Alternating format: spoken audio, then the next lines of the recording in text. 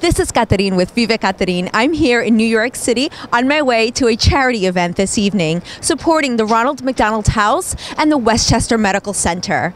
Also, Jason Christopher Peters will be donating his time this evening with a fashion show. Let's go check it out.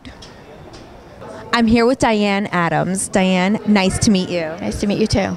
Thanks for coming out and hosting and creating this event for such an amazing charity. Thank you. Tell me a little bit about the charity and your involvement with the charity this evening. Children's charities I'm focusing on tonight.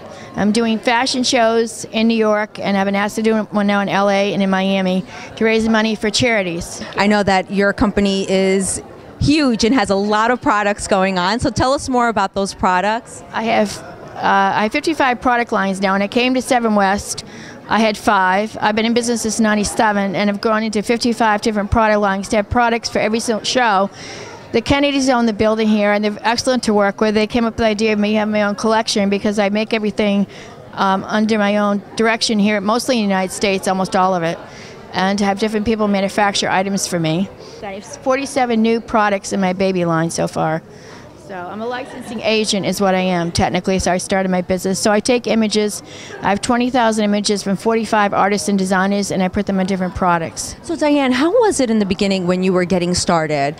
Well, I did pretty well. I come from family entrepreneurs, and the 3rd month in business I landed JCPenney and I landed at National.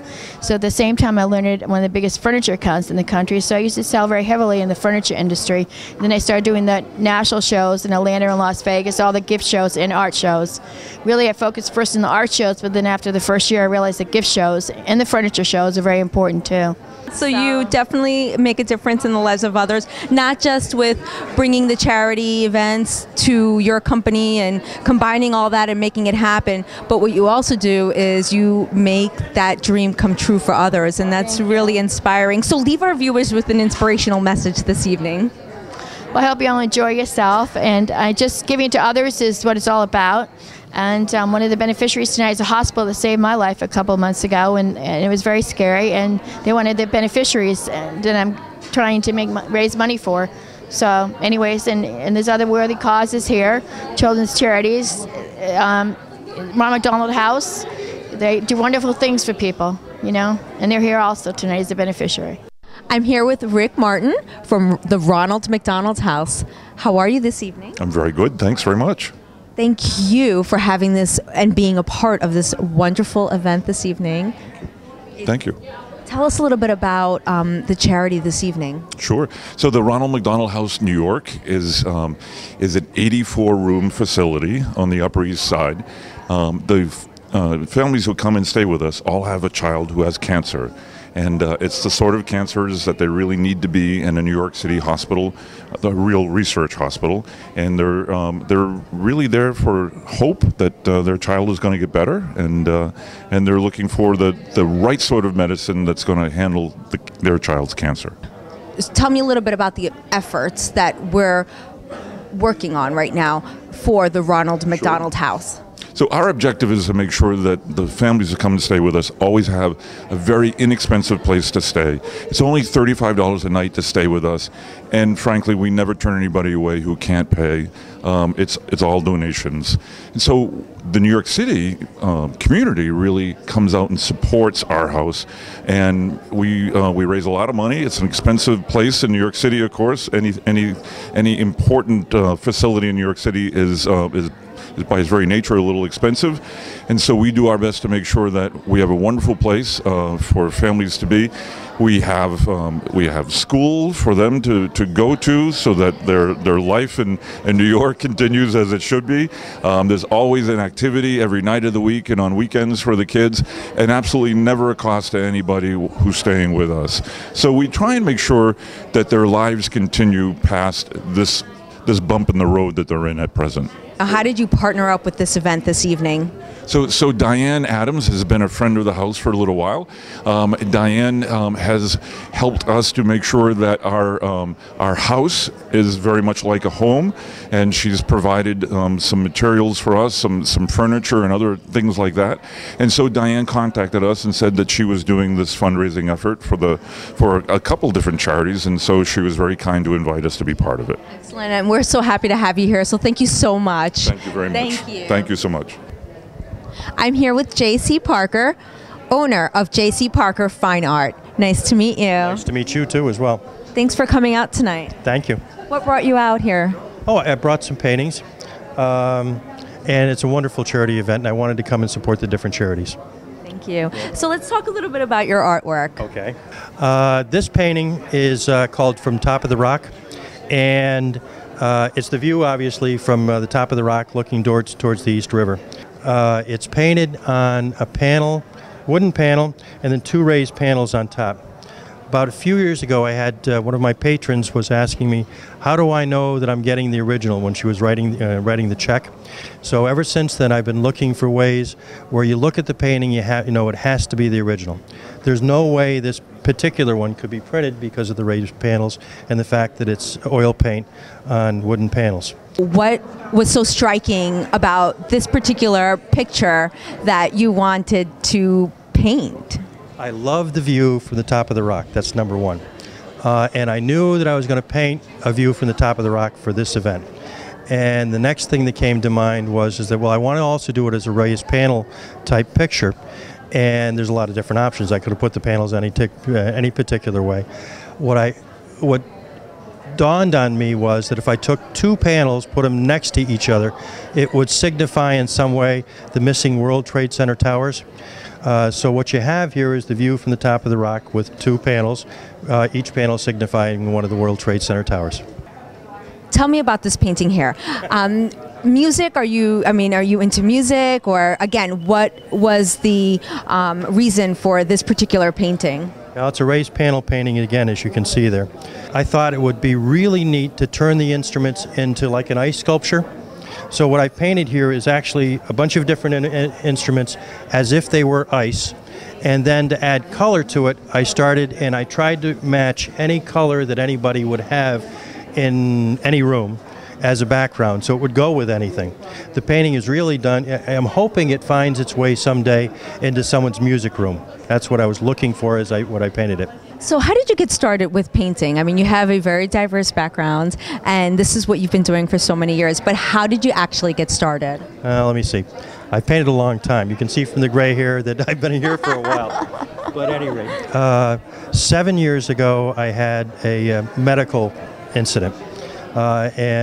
Actually, they cut me in half, replaced my aorta with a plastic pipe, and removed one of my kidneys. It took me about 2 years to recover from the surgery, and during the recovery process, I couldn't do my old job. All I could do was basically paint. And I painted, and I filled my house with paintings, and then I filled everybody's house I could think of with paintings. And then my wife Carol Ann came to me and said, we got to do something with all these paintings. And I said, well, sell them. And she took it to a gallery, and the gallery started selling the paintings. They started selling for hundreds, now they sell for thousands, and it's a much better gig than what I had before. I'm here with Erica Becker from Angels and Divas. Nice to meet you. Nice to meet you too. Erica is a fashion designer for jewelry. Tell us a little bit about your company. Well, we've been around, we're going on 2 years now in June. All my pieces are handmade here in New York City. So if you're looking for one-of-a-kinds, limited editions, vintage, that's what you need to look me up, and that's what we specialize in. So I know you're wearing one of your pieces this evening, so tell us a little bit about your piece. Well, this spring I'm inspired by bright colors, so you're going to see a lot of the blues and the oranges, and then I have the yellow. I like to mix media, so you'll see the sparkly with the crystals, and then you'll see some of the muted colors with, the stones. Skulls are in, so you'll see a lot of skulls.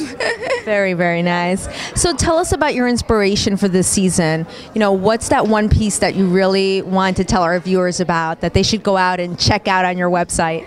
Well, I started off with the feathered earrings, so I'm going to bring that trend back for spring again. I don't know, there's just something about feathers that's so free-spirited that I love. So that, I mean, if you're looking for amazing feathered earrings, we're the ones to look for. I'm here with Jason Christopher Peters this evening. How are you this evening? How are you? Good as usual. How are you doing? I'm doing great. Tell us a little bit about the designs this evening. The designs were a dark black collection. You know, just dealing with certain situations I'm dealing with. So I just want to do like a black collection with lots of sparkles and stuff like that. Sort of like what I'm wearing this evening, which was really cool. In the show, yeah. It's like the same stuff, you know what I mean? So tell me a little bit about the designs this evening. They're very edgy and crazy. Beautiful Swarovski crystal pieces. And this is one of the backpacks, of course, with the swimwear, you know, and then this goes with it with the big poofy, crazy thing right here, you know, just stuff that's different. It's like couture swimwear. I love it. I love this piece here, specifically the top kind of, what do you call this?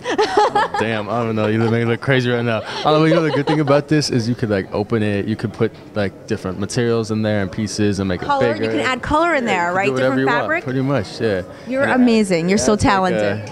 It adds like a more dramatic effect where this piece is so dramatic as it is, you know what I mean? But like I'm doing a lot of pieces now that are couture swimwear. It's like swimwear that you would wear like minus the backpack. A girl in Miami would want to wear this on the beach because it's so sexy, and this too because it's like, you know, Miami, Greece, Ibiza, those type of things. People like stuff like this, and I don't think a lot of people really do that. You know what I mean? Absolutely. Well, thank you so much, ladies. Thank you. But Jason, tell us a little bit about your charity work and your involvement with it, and why it's so important to you.